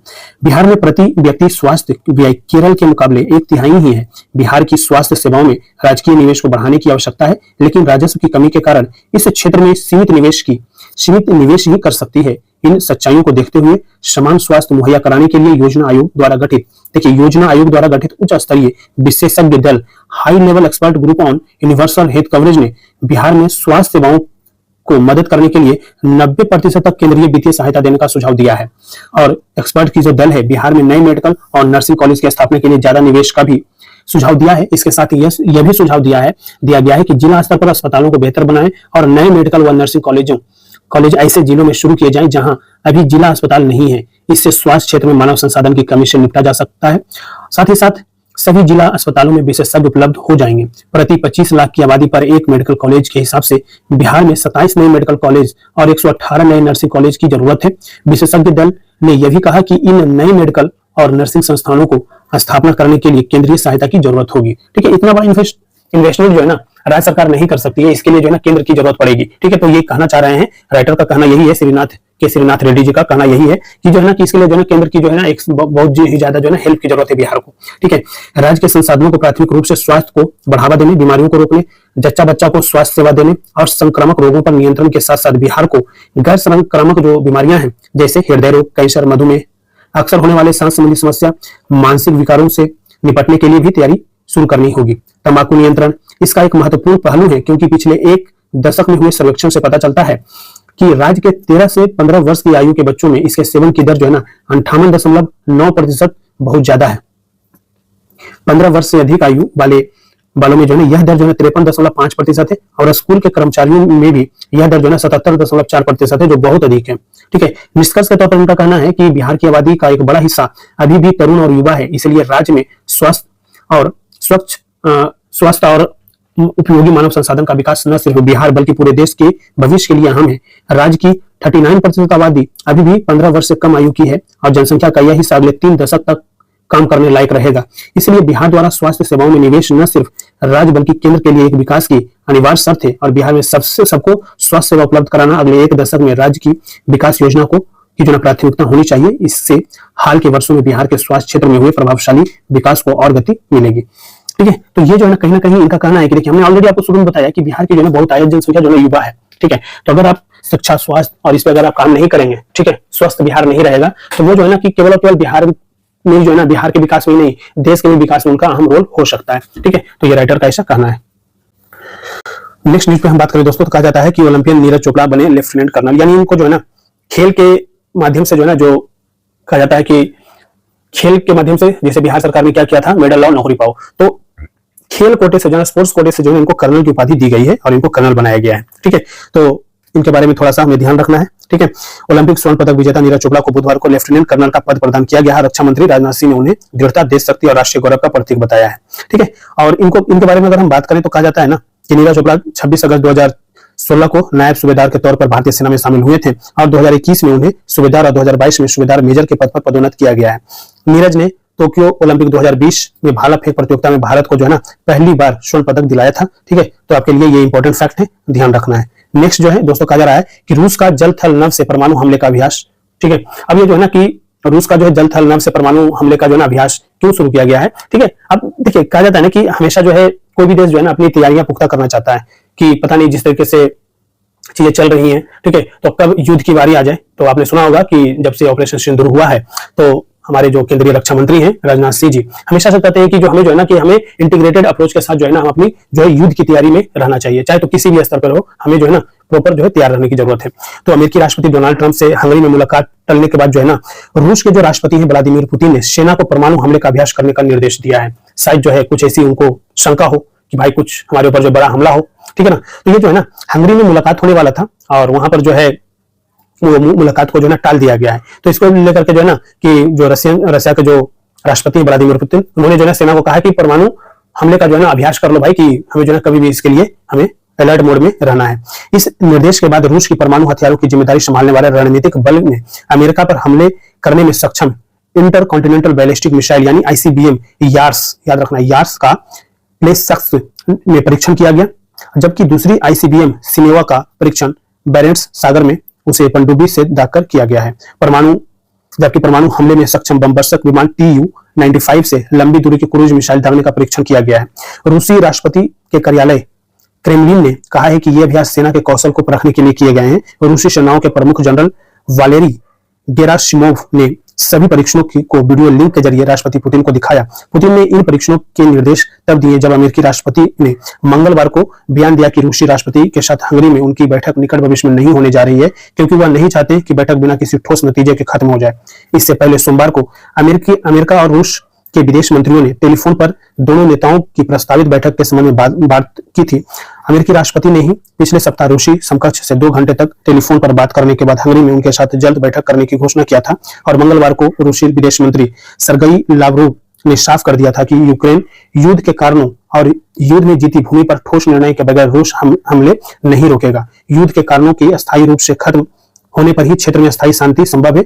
बुधवार को क्रेमलिन के प्रवक्ता दिमित्री पेस्कोव ने कहा कि हंगरी की बैठक के लिए सभी बिंदुओं पर अच्छी तरह से तैयारी की जरूरत है। समय की बर्बादी कोई नहीं चाहता, न राष्ट्रपति ट्रंप न ही राष्ट्रपति पुतिन। दोनों राष्ट्रपति त्वरित गति से फलदायी कार्यों के लिए जाने जाते हैं, लेकिन प्रभावशाली निर्णयों के लिए अच्छी तैयारी की जरूरत होती है। ठीक है, तो ये चीज ध्यान रखना है। रूस के हवाई हमले में 6 यूक्रेनी मारे गए, इसके लेकर के ध्यान नहीं रखना है। ठीक है, नेक्स्ट न्यूज है दोस्तों, पहचान चिन्ह से ऐसी सामग्री का खुलासा होगा, यानी एआई से फर्जीवाड़े पर रोक की तैयारी चल रही है। ठीक है, तो ये हमारे लिए बहुत इंपॉर्टेंट है। और हमने पहले बताया था कि सरकार जो चाह रही है कि डीप फेक वीडियो से जो चीजें आ रही हैं उसको उस पर जो है ना सख्ती बरती जाए, और उसको लेकर के सरकार जो नकली कंटेंट है, ठीक है, उस पर सरकार जो है ना सख्त रुख अपनाने जा रही है। इसके लिए सूचना प्रौद्योगिकी जो नियम है, आईटी नियमों में संशोधन का प्रस्ताव रखा गया है, और प्रस्तावित जो मसौदे के तहत जो है ना एआई से तैयार जो सामग्री है उस पर जो है ना स्पष्ट लेवल और पहचान चिन्ह लगाना अनिवार्य होगा। ये चीजें कह दिया गया है। ठीक है, मसौदे में यह भी कहा गया है कि जनरेटिव एआई टूल का इस्तेमाल बढ़ने से गलत जानकारी पेश करना और नकली वीडियो और ऑडियो क्लिप तैयार करना आसान हो गया है, और प्रस्तावित बदलावों का उद्देश्य एआई के जरिए कृत्रिम रूप से तैयार सामग्री की स्पष्ट पहचान करना है और सोशल मीडिया मंचों को जवाबदेही को बढ़ाना है। ठीक है, तो कहने का मतलब यह है कि कहीं ना कहीं जो है ना कि जो सोशल मीडिया है उसको लेकर के भी जो है ना उसको भी ये चीज का ध्यान रखना होगा। मंत्रालय ने यह भी कहा है कि हाल ही में डीप फेक वीडियो के बहुप्रचलित होने की घटनाओं ने दिखाया है कि जनरेटिव एआई की मदद से ऐसे व्यक्ति के कथन या कृत्य दिखाए जा सकते हैं जो वास्तव में उनके नहीं थे। इससे जो है ना गलत सूचना फैल सकती है और प्रतिष्ठा को नुकसान पहुंच सकता है, चुनाव को प्रभावित किया जा सकता है, या धोखाधड़ी भी हो सकती है। ठीक है, तो ये चीजें देखने को मिल सकता है। कहा जाता है कि जो नियम है उसके प्रस्तावित नियम के तहत 50 लाख या उससे ज्यादा उपयोगकर्ताओं वाले सोशल मीडिया मंचों को यह सुनिश्चित करना होगा कि अपलोड सामग्री कृत्रिम तो नहीं है। पुष्टि के लिए तकनीकी उपाय अपनाने होंगे और ऐसी सामग्री को प्रमुखता से चिन्हित करना जरूरी होगा। ठीक है, तो ये अब देखिएगा कि ये चीज पे कानून जब आ जाएगा। ठीक है, कहा जाता है कि 6 नवंबर 2025 तक आईटी नियमों में संशोधन के मसौदे पर राय दे सकेंगे। ठीक है, तो राय दीजिए। प्रस्तावित नियमों में प्रमुख प्रावधान किए जाएंगे। ये कौन कौन? तो चिन्हांकन मानकों में वीडियो और ऑडियो संकेत शामिल होंगे जो वीडियो सामग्री के कम से कम 10% या ऑडियो कंटेंट की शुरुआती 10% अवधि तक दिखाई या सुनाई देंगे। कृत्रिम सामग्री बनाने या संशोधित करने वाले मंच को अस्थायी विशिष्ट मेटा डाटा या पहचान चिन्ह डालना होगा, जिसे हटाना या बदलना मना होगा। जवाबदेही बढ़ाने के लिए फैसला लिया गया है।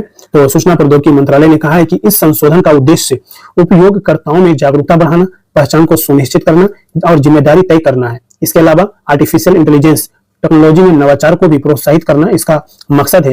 इन नियमों के मसौदे पर सुझाव और टिप्पणियां 6 नवंबर 2025 तक भेजी जा सकती है। कहा जाता है कि ऑनलाइन मंचों को नोटिस वरिष्ठ अधिकारी ही देंगे।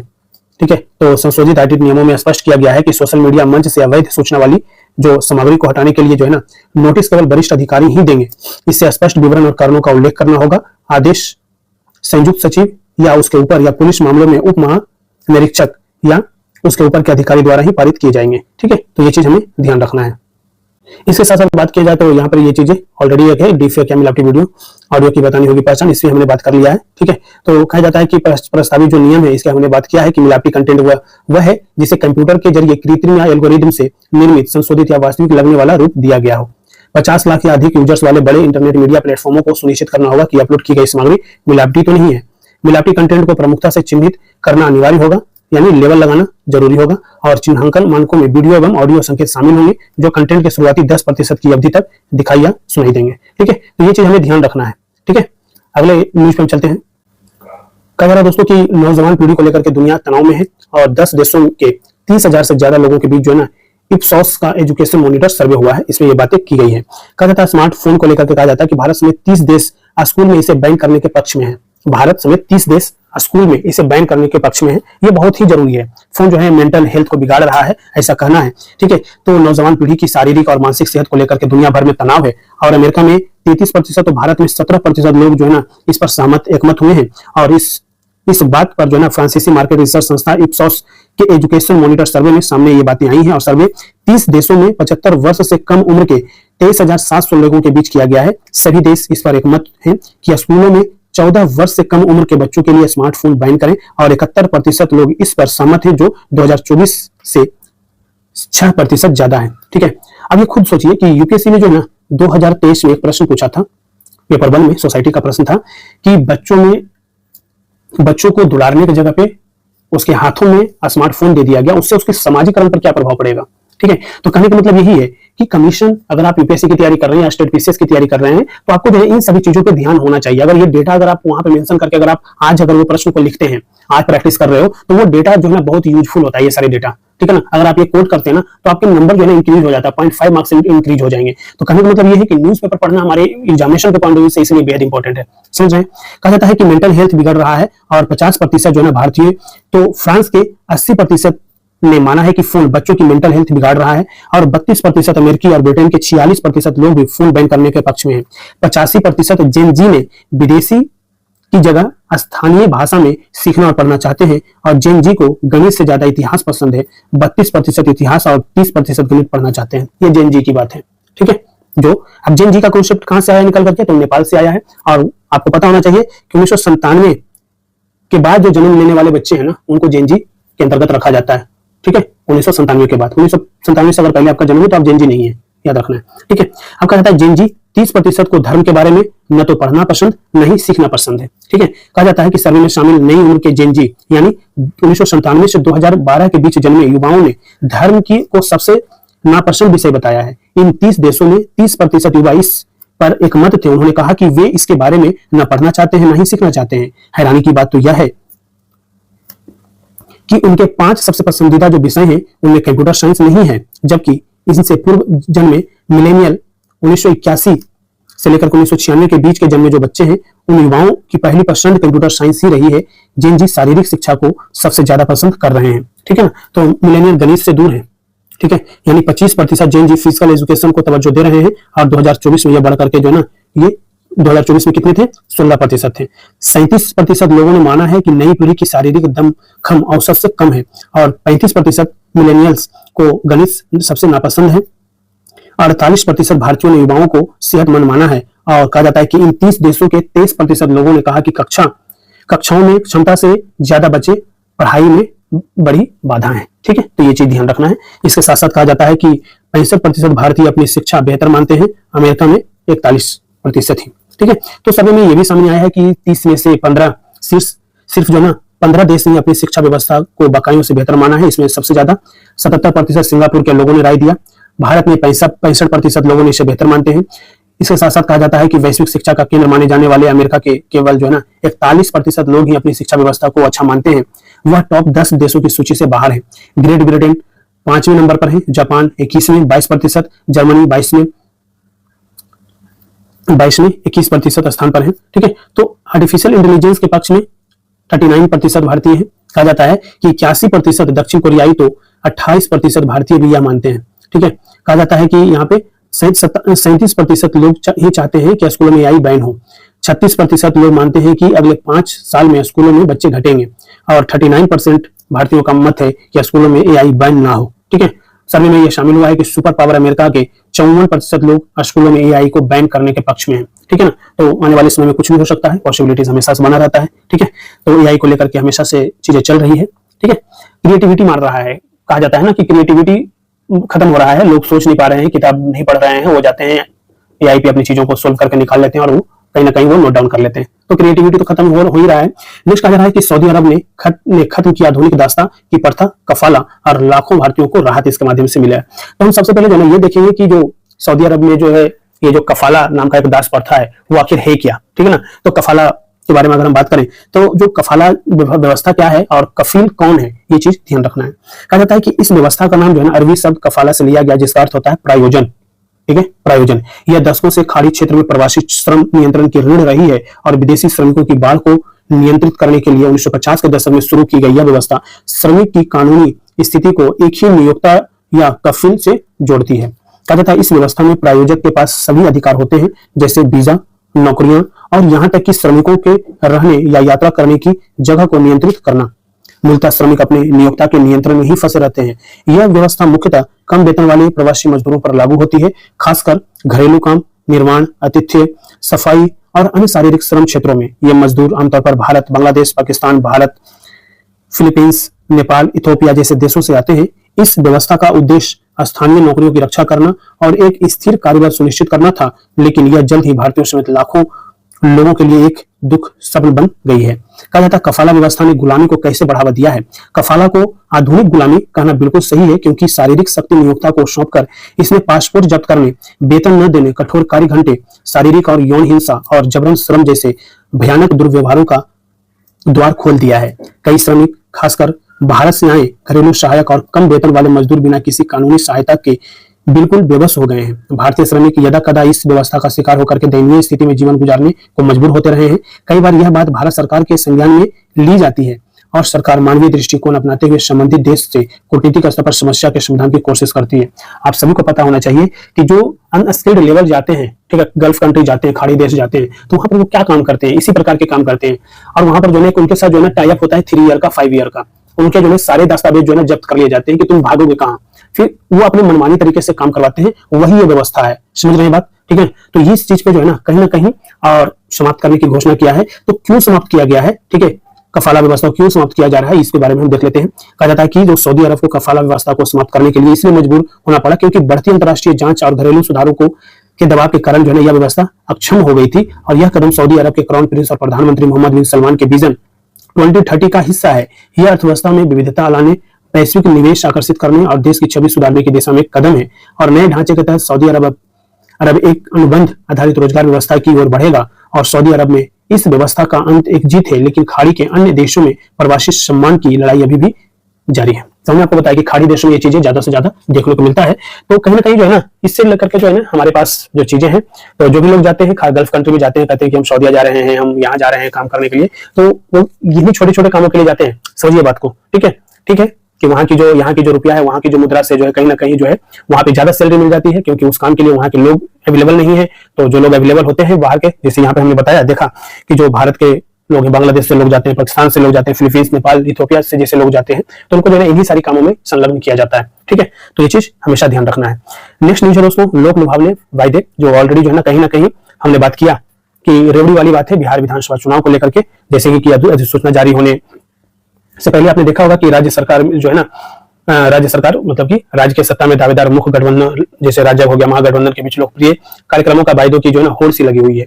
और कहा जाता है कि सत्तारूढ़ राजग सरकार ने चुनाव से इन पहले 26 सितंबर को मुख्यमंत्री महिला रोजगार योजना शुरुआत करके एक बड़ा दाव चल दिया था, जिसके तहत सूबे में लगभग 1.25 करोड़ महिलाओं के खाते में 10-10 हजार रुपए की पहली किस्त पहुंच गई है। तो वहीं अब बिहार में महागठबंधन के सबसे बड़े चेहरे और राजद की तरफ से मुख्यमंत्री पद के प्रत्याशी तेजस्वी यादव ने ऐलान किया है कि उनकी सरकार सत्ता में आई तो जीविका दीदियों की जो है ना नौकरी पक्की की जाएगी और उन्हें 30 हजार रुपये मासिक तनख्वाह मिलेगी, ठीक है। तो ये भी जो है ना एक कहीं ना कहीं रेवड़ी उन्होंने दे दिया है, ठीक है। कहा जाता है कि साल 2006 में 20 बैंक की मदद से बिहार ग्रामीण आजीविका मिशन का आरंभ हुआ था। तो ये डेटा आपको याद रखना है, ये फैक्ट आपको ध्यान निकाल लीजिए यहाँ से कि जो है ना 2006 में जो है ना किसके माध्यम से, तो वर्ल्ड बैंक के माध्यम से जो है ना बिहार ग्रामीण, लिख लीजिएगा, बिहार ग्रामीण आजीविका मिशन शुरू किया गया था, ठीक है, 2006 में। इसका लक्ष्य क्या था? इसका लक्ष्य था दोस्तों कि ग्रामीण महिलाओं के छोटे छोटे स्व सहायता समूह बना करके, ठीक है, यानी सेल्फ हेल्प ग्रुप बना करके जो है ना उनकी माली हैसियत को मजबूत बनाना है। यानी इनको क्या करना है? आत्मनिर्भर बनाना है। किनको? महिलाओं को। इस पे सरकार काम कर रही है। ये 2006 में वर्ल्ड बैंक के वित्त पोषित जो ये था, ठीक है।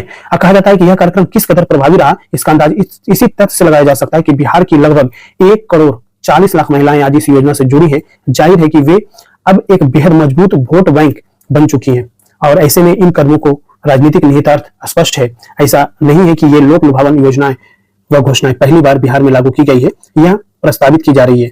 मध्य प्रदेश की लाडली बहन योजना, महाराष्ट्र की मांझी लाडकी बहन योजना, झारखंड की मुख्यमंत्री मैया सम्मान योजना पहले ही सत्तारूढ़ सरकारों के लिए फलदायी साबित हो चुकी है और अब बिहार में इसी तर्ज पर आधी आबादी को अपनी ओर आकर्षित करने के लिए दोनों तरफ से दाव चले जा रहे हैं। नीतीश सरकार 125 यूनिट जो है मुफ्त बिजली कर चुकी है। रोजगार स्नातकों को, बेरोजगार स्नातकों को 2 साल तक 1,000 रुपये बेरोजगारी भत्ते को मंजूरी दी जा चुकी है। बुजुर्गों, दिव्यांगों की पेंशन बढ़ा दी गई है। तो दूसरी तरफ जो है तेजस्वी राज्य के हर उस घर के एक युवा को सरकारी नौकरी देने का वायदा कर रहे हैं जिसका कोई सदस्य पहले से किसी सरकारी सेवा में नहीं है। कुल मिलाकर के दोनों पक्ष हर रोज नई नई घोषणाएं करता जा रहा है जो किसी गहन मंथन से अधिक त्वरित लाभ से प्रेरित जान पड़ रहा है। निसंदेह किसी भी लोक कल्याणकारी राज्य में राजनीतिक दलों के लिए हाशिए के समूहों की चिंता न सिर्फ उसका पहला कर्तव्य है बल्कि किसी सरकार का यह मूल उद्देश्य होना चाहिए। अगर मगर बिहार में सत्ता के दावेदार गठबंधनों को क्या अपने मतदाताओं को के सामने यह स्पष्टता से नहीं रखना चाहिए कि वे अगले 5 वर्षों में शिक्षा, स्वास्थ्य, औद्योगिकरण के क्षेत्र में ऐसा क्या क्या करेंगे और इसके लिए संसाधन कहां से लाएंगे? हमने ऑलरेडी आपको आपसे बात किया था, जो पहले जो है ना स्वास्थ्य को लेकर के जो है हमने पहले ही बताया था आपको कि सरकार को या फिर वहां की जो पार्टियां हैं इनसे हमें ये जानकारी होनी चाहिए कि शिक्षा, स्वास्थ्य और रोजगार, यानी यहाँ पर जो है ना औद्योगिकरण की बात किया जा रहा है कि औद्योगिकरण के लिए जो है ना क्या क्या चीजें की जाएगी, इस पे जो है ना हमारी बहस होनी चाहिए, बजाय हमें ये सरकारी नौकरी दे दो। ठीक है, इस बात का हमेशा ध्यान रखना है। ठीक है, इस पे जो है ना इसीलिए जो है कहा इनका राइटर का कहना है कि इसके लिए ऐसे क्षेत्र के लिए जो है ना क्या क्या करेंगे और इसके लिए संसाधन कहां से लाएंगे, इसके बारे में आप बताओ मुझे, जिससे यह प्रदेश पहली कतार में खड़ा हो सके। जाहिर है ऐसा न करने के कारण ही जुम्मेबाजी और धन बल का पर उनका भरोसा अधिक और गौर अधिक है। अभी दूसरे चरण का नामांकन खत्म ही हुआ है और चुनाव आयोग अब तक 71 करोड़ रुपया जो है बरामद भी कर चुका है। यूं तो कहा जाता है कि चुनाव हर एक प्रदेश के लिए अहम होता है, मगर बिहार के मतदाताओं के लिए यह बेहद अहम घड़ी है, क्योंकि वे तरक्की के मियार पर बहुत नीचे हैं और लोक लुभावन नीतियों की भीड़, राजनीतिक दलों के प्रलोभनों और परिवर्तनकारी सुचिंतित कार्यक्रमों के बीच चुनना है, इसलिए उनकी परीक्षा नेताओं से कहीं अधिक कठिन है। तो ये चीज हमें ध्यान रखना है, एग्जामिनेशन के पॉइंट ऑफ व्यू से जो है ना आपके लिए इंपॉर्टेंट होता है। ठीक है, नेक्स्ट जो न्यूज है दोस्तों, इस पे हमने बात कर लिया डिफेक्ट पे। ठीक है, अब कहा जाता है कि अंतिम सांस लेता माओवाद। तो दोस्तों ये अंतिम सांस लेता माओवाद से लेकर के जो है अगर आप देखें तो यूपीएससी में 2025 मेंस एग्जामिनेशन में एक प्रश्न पूछा गया था माओवाद को लेकर के। ठीक है, इस टॉपिक को जो है ना डिटेल में बात करेंगे, अलग से वीडियो हम बनाएंगे। ठीक है, 2 टॉपिक है आज जो हम इंपॉर्टेंट आर्टिकल है, एक अंतिम सांस लेता माओवाद की बात कर लेंगे, इसके साथ साथ जो है एक और इंपॉर्टेंट जो है कई लक्ष्य साधेगा गूगल का निवेश, ये दोनों इंपॉर्टेंट पे हम बात करेंगे अलग से, इंडिविजुअल इस पे हम वीडियो बना देंगे, ताकि जो है ना आपके एग्जामिनेशन के पॉइंट ऑफ व्यू जो इंपॉर्टेंट मेंस के पॉइंट ऑफ व्यू से आर्टिकल होते हैं ना वो बेहद ही इंपॉर्टेंट है। ठीक है, और ये ऐसे टॉपिक है जहां से प्रश्न पूछे जाने की पूरी पॉसिबिलिटीज है मेंस एग्जामिनेशन में, तो इस पे हम अलग से जो है ना एक वीडियो बना करके आपको अपलोड कर देंगे यूट्यूब पे, ताकि आप उसे देख लीजिएगा। हम बात करेंगे वैश्विक होता छठ पर्व, इसके बारे में जैसा कि आप सभी को पता है कि हमने पहले भी बात किया था कि छठ महापर्व को जो है ना यूनेस्को की अमूर्त सूची में शामिल करने की बात चल रही है। अगर छठ महापर्व को यूनेस्को की सूची में शामिल कर लिया जाता है तो यह भारतीय सांस्कृतिक चेतना की वैश्विक स्वीकृति को जो है ना द्योतक बन जाएगा। ठीक है ना, एक बहुत बड़ा जो है न्यूज है, ये हमारे एग्जामिनेशन के पॉइंट ऑफ व्यू से ही केवल इंपॉर्टेंट नहीं है, हमारे जो है सभ्यता संस्कृति को लेकर के भी है। ठीक है, तो कहा जाता है कि भारतीय संस्कृति का आत्मा उसकी जो है ना लोक परंपराओं में स्पंदित होती है, और जहां अध्यात्म हो और पर्यावरण, आस्था और अनुभव एक दूसरे से विलीन होकर के जीवन का उत्सव रचते हैं, उन्हीं परंपराओं में छठ एक अद्वितीय पर्व है। और जो आप सभी को पता है कि ये शुरू होने वाला है, छठ महापर्व, पर्व नहीं है महापर्व है। ठीक है, जिसमें मनुष्य प्रकृति दिव्यता का संवाद एक गहन आध्यात्मिक अनुशासन के रूप में प्रकट होता है। यह केवल धार्मिक अनुष्ठान नहीं अपितु सूर्योपासना के माध्यम से प्रकृति के तत्वों जैसे जल, मिट्टी और प्रकाश के प्रति कृतज्ञता का संस्कार है।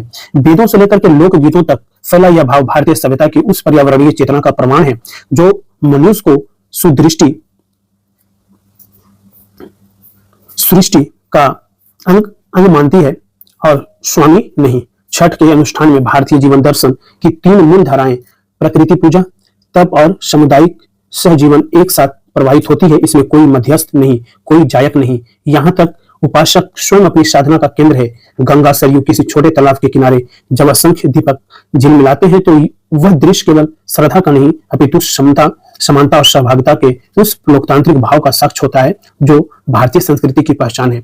यही कारण है कि छठ महापर्व सीमाओं को लांघकर आज प्रवासी भारतीयों के साथ सूरीनाम, मॉरिशस, संयुक्त अरब अमीरात, नीदरलैंड तक पहुंच चुका है, जहां यह पर्व से बढ़कर के सांस्कृतिक अस्मिता की अभिव्यक्ति का उत्सव बन गया है।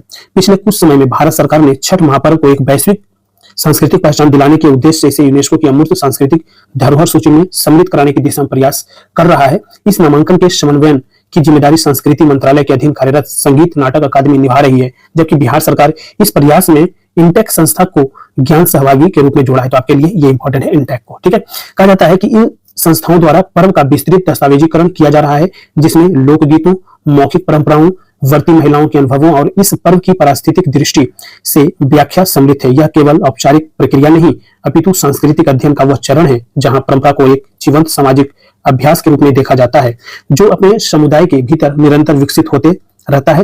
यूनेस्को की नामांकन प्रणाली में समुदाय की सहमति और उसके संरक्षण उपायों का वितरण अनिवार्य होता है। इस संदर्भ में छठ एक अनूठा उदाहरण प्रस्तुत करता है जहां राज्य और समाज की भूमिका परस्पर सहयोग की है, न कि वर्चस्व की।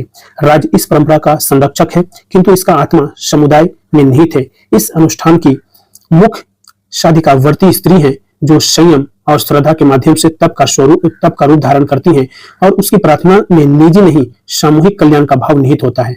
इस नारी केंद्रित संरचना के कारण छठ को भारतीय लोक धर्म की सबसे सशक्त सामाजिक परंपराओं में गिना जाता है। समझ रहे बात? तो राइटर का ये चीजें कहना है, ठीक है ना, कि ये जो छठ महापर्व है ना, वो किस चीजों को जो है ना प्रस्तुत करता है, ठीक है। तो वो चीज ध्यान रखना है, व्यक्ति विशिष्ट नहीं होकर के समाज को लेकर के, कम्युनिटी को लेकर के होता है ये, ठीक है। छठ का सांस्कृतिक अर्थ केवल धार्मिकता तक सीमित नहीं है, यह पारिस्थितिक संतुलन, सांस्कृतिक अर्थव्यवस्था का भी प्रतिरूप है। मिट्टी के दीपक, बांस के सूप, गन्ना, अन्न और फल जैसी प्रकृति प्रदत्त सामग्री एक जैसे जीवन दर्शन का उद्घोष करती है, जो उपभोग नहीं संयम और संतुलन पर आधारित है। यह पर्व में सिखाता है कि मनुष्य और प्रकृति के संबंध का आधार शोषण नहीं, सह अस्तित्व है। इस दृष्टि से छठ आधुनिक पर्यावरणीय विमर्श का भारतीय रूप है, एक ऐसी परंपरा जो सतत जीवन शैली के सूत्रों को आस्था में रूपांतरित कर देती है। भारत सरकार द्वारा यूनेस्को में प्रस्तुत किया जा रहा नामांकन दस्तावेज वस्तुतः छठ महापर्व में निहित सांस्कृतिक विमर्श का औपचारिक रूप है। इसमें अनुष्ठानिक विवरणों के साथ उस सामुदायिक चेतना का भी प्रतिपादन किया जा रहा है जिसने इस परंपरा को सहस्त्राब्दियों तक जीवित रखा है। प्रवासी भारतीय समुदायों की सहभागिता ने इसे एक बहुराष्ट्रीय सांस्कृतिक पहचान प्रदान किया है, जो इस पर्व की सर्वमान्य जीवन दृष्टि की प्रमाण है। राइटर का कहना यह भी है दोस्तों कि छठ महापर्व को यूनेस्को की सूची में सम्मिलित होना भारतीय सांस्कृतिक चेतना की वैश्विक स्वीकृति का द्योतक बनेगा।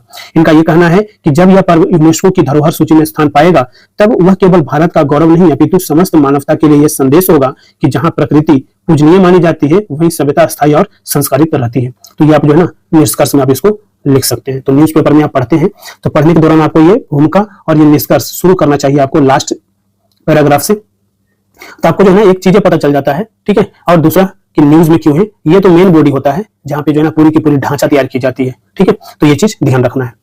अगला जो न्यूज है दोस्तों, इस पे हम बात करते हैं। कहा जाता है बिहार की मधु शर्मा भारतीय महिला बेसबॉल टीम की कोच बनी है, ठीक है। तो बिहार की मधु शर्मा भारतीय महिला बेसबॉल टीम की कोच बनी है। तो ये हमारे एग्जामिनेशन के पॉइंट ऑफ व्यू से इतना ही इंपॉर्टेंट है, ज्यादा कुछ नहीं है, ठीक है।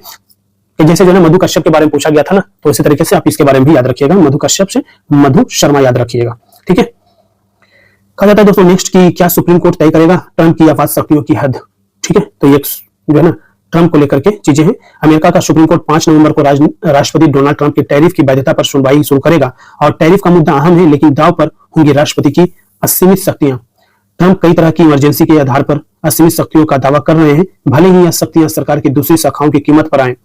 इसके माध्यम से हम समझेंगे कि ट्रंप कैसे आपात शक्तियों का इस्तेमाल करके टैरिफ को एक टूल के तौर पर इस्तेमाल कर रहे हैं और इसके कानूनी विरोधाभास क्या है, इसके बारे में इसमें राइटर का द्वारा ये बताया गया है, इस पर हम चर्चा कर रहे हैं। कहा जाता है ट्रंप के कदम को अवैध बता चुकी है निचली अदालतें, यानी अमेरिका की जो निचली अदालतें हैं वो जो है ना ट्रंप के कदम को अवैध बता चुकी है। और इनका कहना है कि अमेरिका के शहरों में सुरक्षा बलों को भेजने और गैर अमेरिकी नागरिकों को तय प्रक्रिया के बिना जबरन उनके देश वापस भेजने के लिए 1978 के एक कानून का सहारा लिया है। ट्रंप ने international emergency economy powers act के तहत दुनिया के तमाम देशों पर टैरिफ लगाए हैं, ठीक है। तो ये चीज आपको याद रखना है, ठीक है।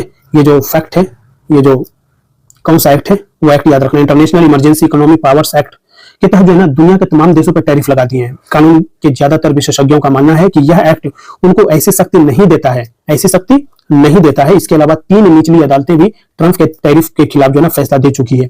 अब मामला सुप्रीम कोर्ट के पास है और यह देखना होगा कि वह ट्रंप की आपात शक्तियों पर लगाम लगाता है या नहीं, ठीक है। तो ये चीज ध्यान रखना है, इसके बारे में आपको पता होना चाहिए, international emergency economy power act, ठीक है।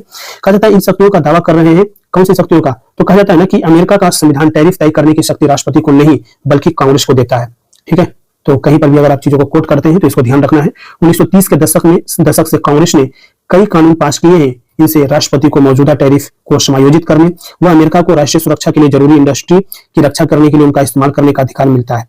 ट्रंप ने इस वर्ष जो टैरिफ लगाए हैं वे पहले के किसी भी राष्ट्रपति के पास रही शक्तियों के दायरे से आगे निकल जाते हैं। स्टील और एल्यूमिनियम जैसी वस्तुओं पर ट्रंप के कुछ टैरिफ ट्रेड एक्सपेंशन एक्ट के सेक्शन 232 के तहत है, क्योंकि वे सैन्य उद्योगों के लिए जरूरी है। कई देशों पर एक जैसे टैरिफ रेट को सही ठहराने के लिए ट्रंप ने international economy emergency powers act का सहारा लिया है। यह एक्ट राष्ट्रपति को इमरजेंसी घोषित करने के बाद इमरजेंसी घोषित करने के बाद आर्थिक लेन देन रोकने और संपत्तियों को फ्रीज करने की इजाजत देता है। इस तरह के कदम आमतौर पर दुश्मन ताकतों या लोगों को निशाना बनाते हैं। अमेरिका के लिए इमरजेंसी का मतलब बहुत ज्यादा खतरा है जो पूरी तरह से या काफी हद तक देश के बाहर शुरू होता है। दुनिया के हर दूसरे देश पर असर डालने वाले टैरिफ के लिए ट्रंप ने ऐलान किया कि वस्तुओं के व्यापार में अमेरिका का सालाना व्यापार घाटा राष्ट्रीय सुरक्षा और अर्थव्यवस्था के लिए बहुत बड़ा खतरा है। हालांकि यह व्यापार घाटा 1976 से चला आ रहा है और ट्रंप के पहले कार्यकाल के दौरान यह और बढ़ गया था। ठीक है, याद रखना है। कहा जाता है कि टैरिफ लगाने की शक्तियां नहीं देता आईईईपीए। ठीक है, तो कहा जाता है ना कि दो फेडरल कोर्ट और US court of international trade ने अब तक यह फैसला सुनाया है कि आईईईपीए राष्ट्रपति को टैरिफ लगाने की शक्ति नहीं देता। ठीक है, कौन नहीं देता है? तो आईईईपीए।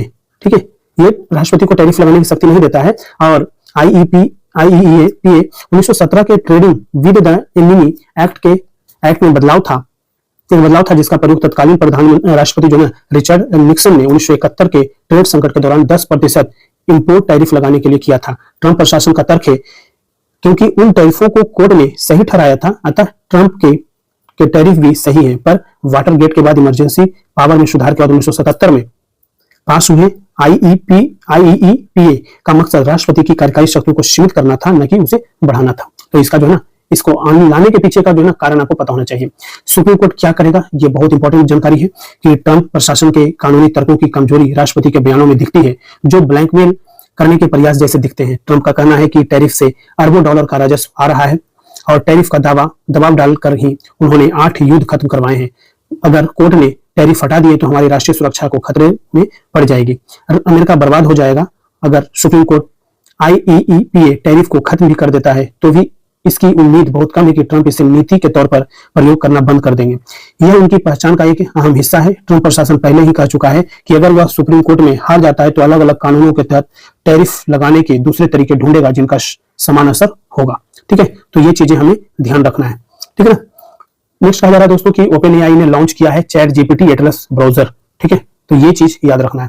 कहा जाता है कि ओपन एआई ने मैक उपयोग करता है, यानी मैक मतलब एप्पल का जो होता है ना मैक, ठीक है, के लिए जो है चैट जीपीटी एटलस नाम से नया एआई संचालित वेब ब्राउजर लॉन्च किया है। यह ब्राउजर चैट जीपीटी की बुद्धिमत्ता को सीधे ब्राउजिंग अनुभवों से जोड़ता है, याद रखना है। कहा जाता है कि बोलीविया में 20 साल बाद समाजवादी शासन का अंत हो गया है और रॉड्रिगो पॉज देश के नए राष्ट्रपति चुने गए हैं। तो इंपॉर्टेंट है, ठीक है, याद रखना है। कहा जाता है कि 58 वर्षीय पॉज को चुनाव में 54.5% वोट मिले हैं और उन्होंने पूर्व राष्ट्रपति जॉर्ज क्यूरोगा को हराया है। पॉज आर्थिक उदारीकरण और सुधारों के समर्थक माने जाते हैं। कहा जाता है दोस्तों कि भारत ने रिटेल सेक्टर में इस साल त्योहारी सीजन में ऐतिहासिक बिक्री दर्ज किया है और confederation of all India traders के अनुसार नवरात्रि से दिवाली के बीच 5.4 लाख करोड़ रुपए के सामान और 65,000 करोड़ की सेवाएं बेची है। ठीक है, भारत ने अफगानिस्तान की राजधानी काबुल में अपने टेक्निकल मिशन को अपग्रेड कर पूर्व दूतावास एम्बेसी बना दिया है और यह कदम 2021 में तालिबान के सत्ता में आने के बाद पहली बड़ी कूटनीतिक बहाली है, याद रखिएगा, इंपॉर्टेंट है। कहा जाता है दोस्तों कि पेरू सरकार ने राजधानी लीमा और आसपास के कायाऊ प्रांत में अपराध बढ़ने के कारण 30 दिन का आपातकाल घोषित किया है। राष्ट्रपति ने आदेश जारी किया है कि जिसके तहत सेना पुलिस के साथ कानून व्यवस्था संभालेगी, याद रखना है। और भारत दुनिया के वन क्षेत्र के मामले में 9वें स्थान पर है। इसके बारे में हमने शुरुआत में बेहद डिटेल में चर्चा किया था। ठीक है, तो ये चीज याद रखना है। यहाँ पे थोड़ी सी डिटेल है, कुछ फैक्ट ध्यान रखिएगा कि भारत कुल वन क्षेत्र के मामले में दुनिया के 10 में से 9वें स्थान पर पहुंचा है और रिपोर्ट है ग्लोबल फॉरेस्ट रिसोर्सेस असेसमेंट की है और भारत ने वार्षिक वन वृद्धि में अपना तीसरा स्थान बरकरार रखा है। रिपोर्ट में 236 देशों और क्षेत्रों का आंकड़ा शामिल है। GFRA की प्रमुख बातें, कहा जाता है कि यह फूड एंड एग्रीकल्चर ऑर्गेनाइजेशन की एक रिपोर्ट है जो हर 5 वर्षों में जारी किया जाता है। तो ये जो रिपोर्ट आया है ये आया है FAO के द्वारा। ठीक है, कहा जाता है दोस्तों साल 2025 में सबसे अधिक वन क्षेत्र वाले जो शीर्ष 10 देश हैं उसकी लिस्ट यहाँ पर दिया हुआ है और ये जो लिस्ट है ना वो आंकड़े 1000 हेक्टेयर में दर्शाए गए हैं। ठीक है, तो ये चीज आपको ध्यान रखना है। इस तरीके से दोस्तों हमने जो है ना आज 23 अक्टूबर 2025 के जो इंपॉर्टेंट आर्टिकल है न्यूज़पेपर में, अलग अलग न्यूज़पेपर का जो है ना ये प्रॉपर जो है ना संकलन होता है जिसमें आपका हिंदुस्तान न्यूज़पेपर जो बिहार के लिए हम यूज करते हैं, इसके साथ साथ जो है दैनिक जागरण, राष्ट्रीय संस्करण, दैनिक भास्कर, ठीक है, तो वो सारी चीजें। और ओवरऑल अगर हम बात करें तो ये बेहद ही इंपॉर्टेंट सीरीज है जिसमें हम Bihar current affair day to day लेकर के आए हैं। और इसके माध्यम से आपके प्रीलिम्स की तैयारी तो होता ही है, मेंस की भी तैयारी आपकी अच्छी हो जाएगी, आपको डेटा पता चल जाएगा, देश दुनिया में चीजें चल रही है उसके बारे में एक अंडरस्टैंडिंग डेवलप हो जाती है आपकी। ठीक है, तो वीडियो पसंद आया हो तो लाइक जरूर कीजिएगा, चैनल पे नए हैं और चैनल को अभी तक सब्सक्राइब नहीं किया मित्रों तो प्लीज चैनल को जरूर सब्सक्राइब कीजिए। हमने आपसे ऑलरेडी जो है 11 अक्टूबर से लेकर के 22 अक्टूबर तक की जो न्यूज हमने डिस्कशन नहीं किया है, उस डिस्कशन को हम अपने सेशन में अपने जो यूट्यूब पे जो है ना अपलोड कर देंगे, ताकि आप उसको कंप्लीट कर लीजिएगा। कुछ ऐसे पर्सनल इश्यूज के कारण हमने जो है बीच में चीजों को रोका था, अब ये कंटिन्यूटी के साथ आपको लगातार मिलता रहेगा। Thank you so much.